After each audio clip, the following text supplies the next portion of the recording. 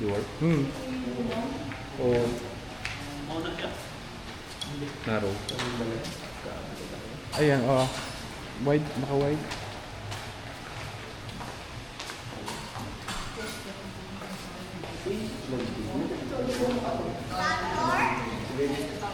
Sabi, makakagat ka. Sabay po natin kung master na po tayo.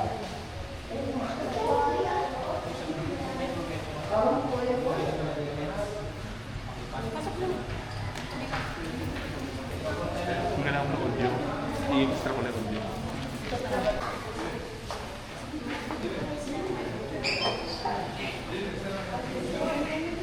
Okay po, so everyone, so let's start na po. So we'll have a short briefing before we go to the live crocodile. So by the way, if you want to take more pictures here, you can come back later. So pwede pa po balik mamaya dito sa lobby para makapag-picture pa po kayo sa mabuhay. And good afternoon. So welcome here to Palawan Wildlife Rescue and Conservation Center. So by the way, my name is Anna and I'm your in-house guide. So before we go to the live crocodiles, I am going to give you some information about this crocodile. And this is Rio, R-I-O, came from Rio River, Batas, that is in the south of Palawan. So this crocodile was purposely captured. He accidentally attacked a native fisherman from the area. It was confirmed to swallow the right leg of the victim. So he was captured on August 4, 1990, but after 5 months of captivity, he died because of internal bleeding and stress related to transportation. So for the skin, there is no commercial value anymore. The one being used for making leather bags, shoes, wallets are made from the skin of the young crocodile, which is 3 to 5 years old only. So he is estimated 60 years old, so skin now, it is too hard and very dry for the machine to be processed. And before, this crocodile, Rio, has the record of being the largest crocodile only here in the Philippines. But Lolo, the crocodile, he was once recognized by the Guinness Book of World Record as the largest crocodile. Rio has a length of around 5 meters and Lolo is around 6 meters. So halos any accident. So pwede pa kayo mamaya dito para makapag-picture. For now, let's go dito po tayo sa our next station, live crocodile. So let's go to India and information about po sa mga crocodiles. If you want to take that,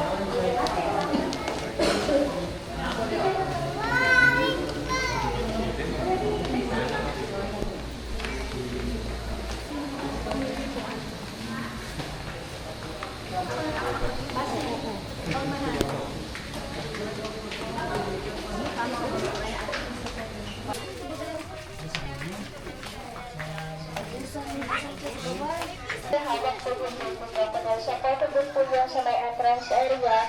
So, payment for the crocodile holding is 60 pesos per person. Addition na po use in your camera. So, optional po yun siya. Nakatape yung mouth ng crocodile. So, tumol naman po yan.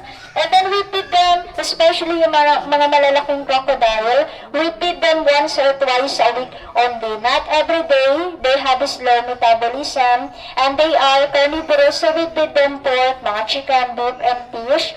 5 kilograms per feeding hanggang 10 kilograms for the whole week na po yun siya. So mabagal po yung kanilang metabolism. Even without eating, from 6 months to 1 year, they can survive. So okay, so let's go po dito sa next station natin, baby crocodile.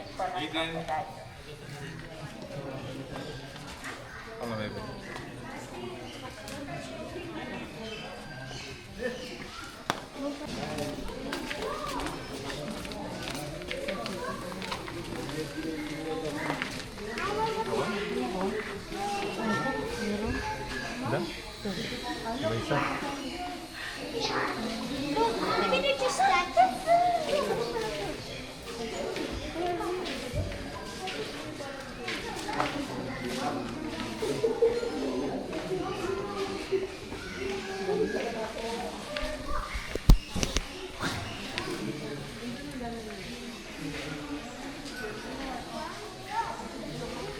na, kanilang. Yan.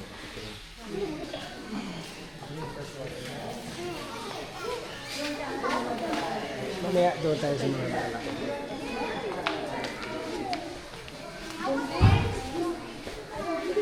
Tingnan mo lang ba?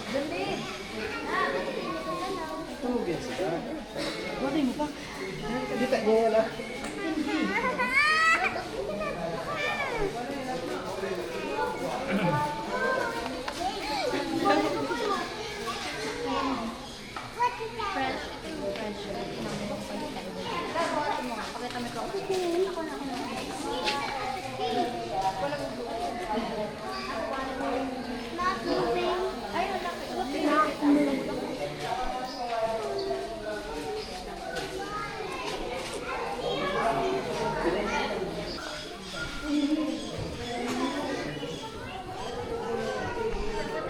For serving crocodiles, we also have rescued bird. Meron pong red-banded cockatoo, local name, patala. Palawan talking myna or kiyaw, Palawan hornbill or kalaw, and blue-necked parrot or tikoy. So they were confiscated from illegal traders and domesticated na po sila nung dinala.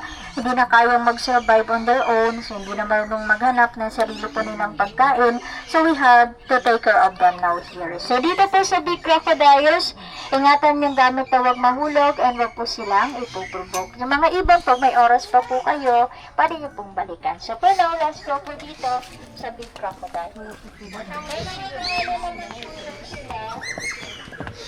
So po yung mga Aiden. information. Stay with me. So yung unang crocodile po dito sa right side sa Aklan from the province of Aklan, estimated na sa 65 to 70 years old, and that is male saltwater crocodile. Sa left side, ito naman po si Mar from Marabahay, from south of Palawan, estimated na sa 35 to 40 years old, male po yan siya, saltwater crocodile. So last na rin lang po namin yung edad po nila sa haba lang po ng crocodile, captured po sila from the water. So dito naman po sa Tulpan, this one is the longest among all of the crocodiles here. Siya po yung pinakamahaba and his name is Makmak. Came from Macarastas, the Sunny Hill, and Puerto Princesa. Estimated na sa 70 to 80 years old. Almost the same length na po yun siya kay Rio, yung crocodile po na nasa labi. Si Makmak po ay nasa 17 feet male saltwater crocodile. So dati po namin silang mga breeders, pero ngayon po non-reproductive na. So nandito po yung mga crocodiles po na yan for educational purposes. So simula 8 hanggang 12 years old, pwede na po silang makapag-produce po ng egg. 20 to 40 years naman ang kanilang reproductive. Sabi po, isang beses lang po yan sila mangitlog, sa loob na po yan siya ng isang taon.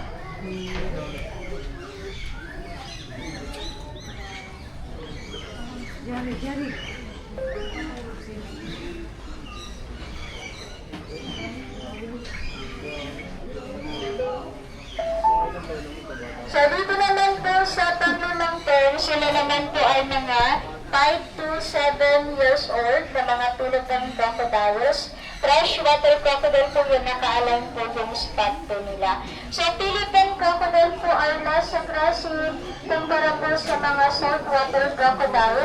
Aatak lang sila kapag nasaktan or not-produce. Unlike po sa mga saltwater crocodile,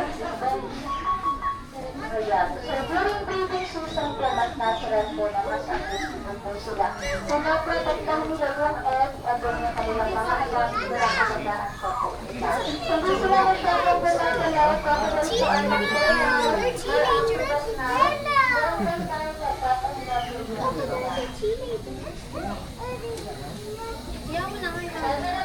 mga around 5 years old na mga saltwater crocodile. So halos Crocodile's coming. Look, there are there. How many are there?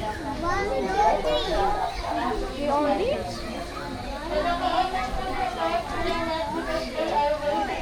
Nagpapalamig lang po yan. Hindi po sila natutupang. Wala